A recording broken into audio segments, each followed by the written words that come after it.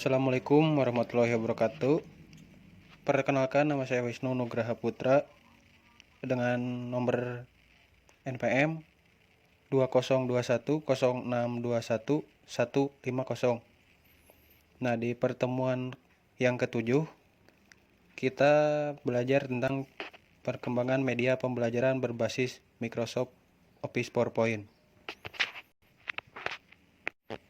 Untuk kompetensi dasarnya di sini menganalisis siklus air dan dampaknya pada peristiwa di bumi serta kelangsungan makhluk hidup. Dengan tujuan pembelajaran melalui kegiatan pengamatan, siswa mampu menjelaskan terjadinya siklus air dengan baik. Oke, assalamualaikum warahmatullahi wabarakatuh. Mari kita mulai materi siklus air. Nah, yang pertama perlu diketahui air. Air adalah satu bagian terpenting kehidupan di bumi. Tanpa air tidak akan ada kehidupan di muka bumi.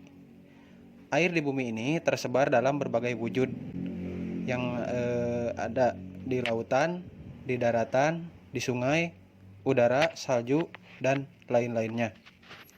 Yang berikutnya hidrologi siklus air adalah air laut menguap menjadi awan.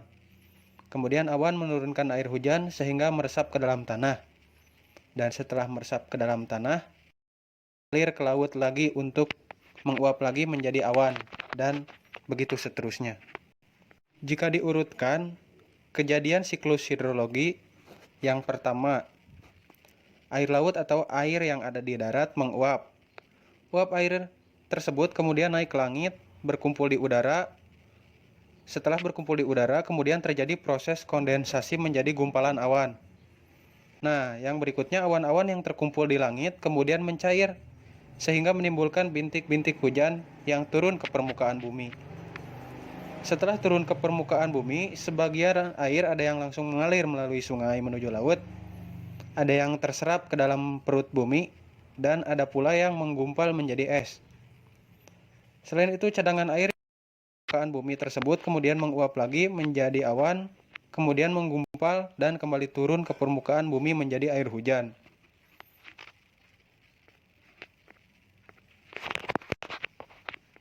Yang berikutnya ada beberapa istilah-istilah yang terdapat dalam siklus air.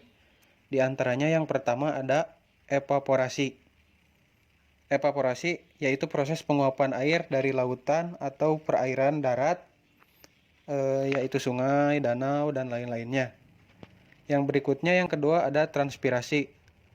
Transpirasi adalah proses penguapan air dari makhluk hidup.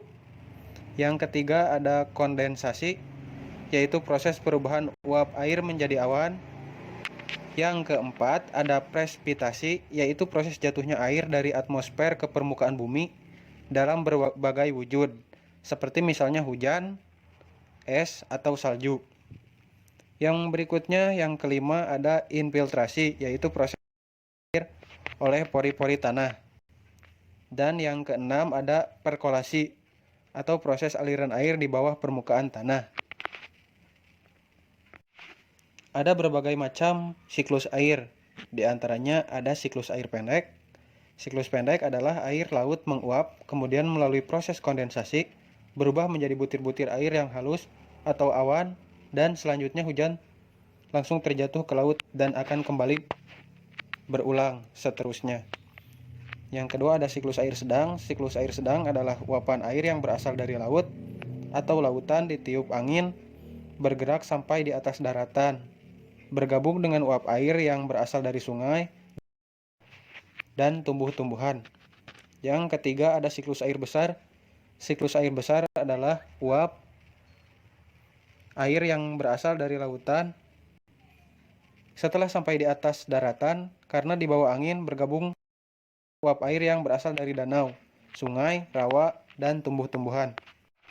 Berikut adalah ilustrasi untuk siklus pendek.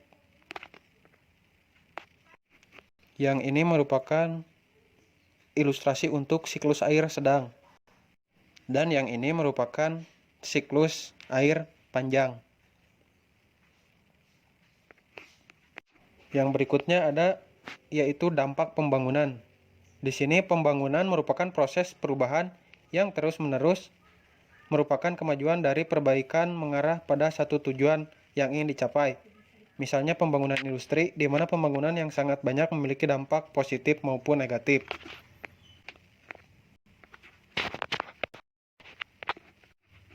Di sini saya akan menguraikan dampak positif dan dampak negatif dari pembangunan. Yang pertama, dampak positif, yaitu yang pertama menambah penghasilan penduduk sehingga meningkatnya kemakmuran. Yang kedua, perindustrian menghasilkan aneka barang yang dibutuhkan oleh masyarakat. Yang ketiga, perindustrian memperbesar kegunaan bahan mentah.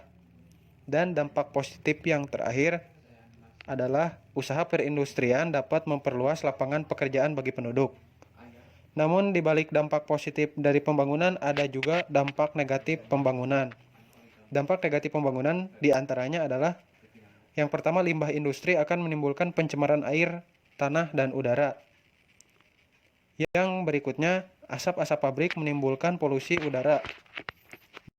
Negatif yang berikutnya adalah akibat dari pencemaran banyak menimbulkan kematian dan binatang-binatang manusia dapat terkena penyakit, hilangnya keindahan alam, dan lain-lain.